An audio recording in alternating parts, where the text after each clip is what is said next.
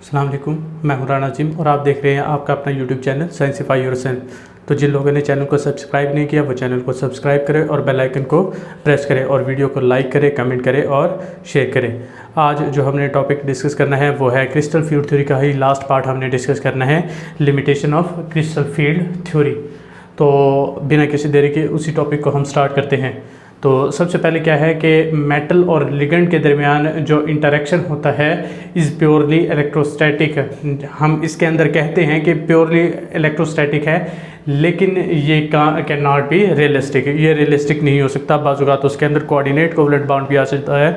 तो इस वजह से क्या होगा कि ये सिर्फ इलेक्ट्रोस्टैटिक नहीं हो सकता। इलेक्ट्रोस्टैटिक के अंदर सिर्फ आयनिक होगा, ठीक है।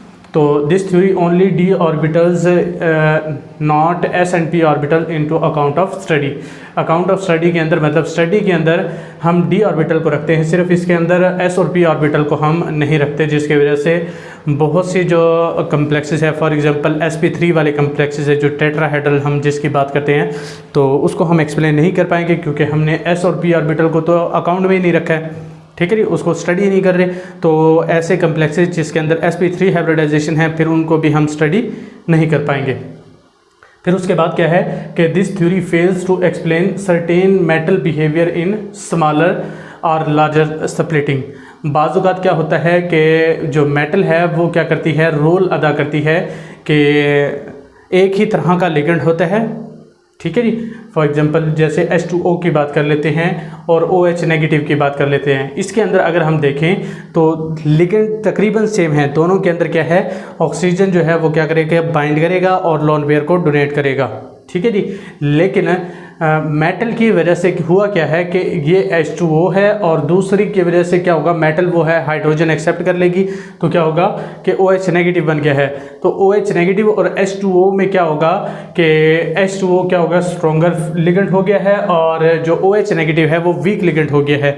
हालांकि दोनों के अंदर जो डोनेट कर रहे हैं लोन पेयर वो ऑक्सीजन ही है, लेकिन जो करैक्टर डिफरेंट आया है वो किसकी वजह से आ गया है, सेंट्रल मेटल एटम की वजह से आ गया है, ठीक है जी।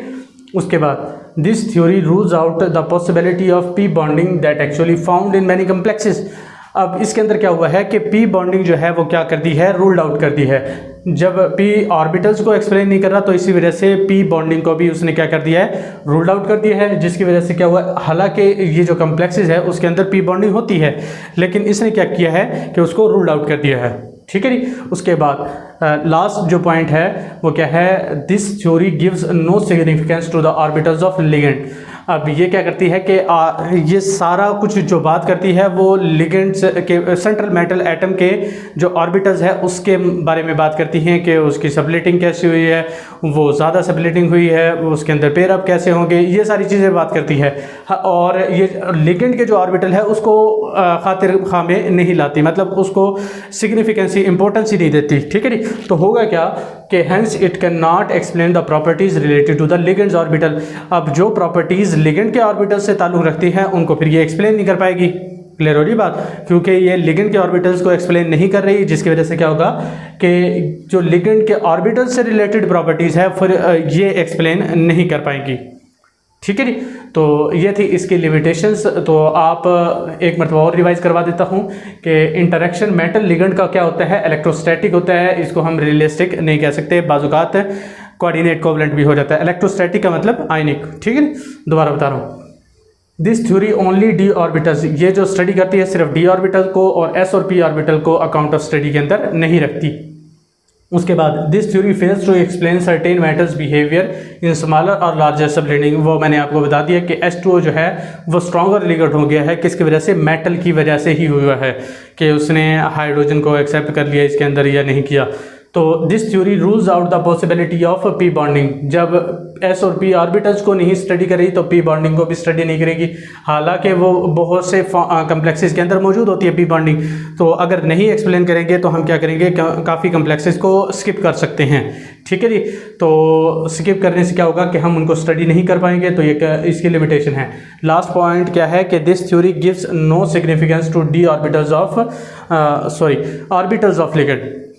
और लिगेंड के जो ऑर्बिटल्स है उनको एक्सप्लेन नहीं करती, तो उनसे रिलेटेड जितनी भी प्रॉपर्टीज़ होगी, मतलब ऑर्बिटल्स किस चीज़ के, लिगेंड के जो ऑर्बिटल्स है उसकी जो प्रॉपर्टीज़ होगी उनको फिर एक्सप्लेन नहीं कर पाएगी। ठीक है जी, तो ये भी एक क्या है इसकी लिमिटेशन है। तो ये थी हमारे पास limitation of crystal field theory. आप जब भी आपके पास पेपर के अंदर क्या आ जाए क्रिस्टल फील्ड थ्योरी, तो आप पीछे से मैंने सारे पार्ट्स कवर करवाए हैं, तो आप उनको तैयार करेंगे तो इंशाल्लाह बहुत फ़ायदा होगा। ठीक है जी, थैंक यू, अल्लाह हाफिज़।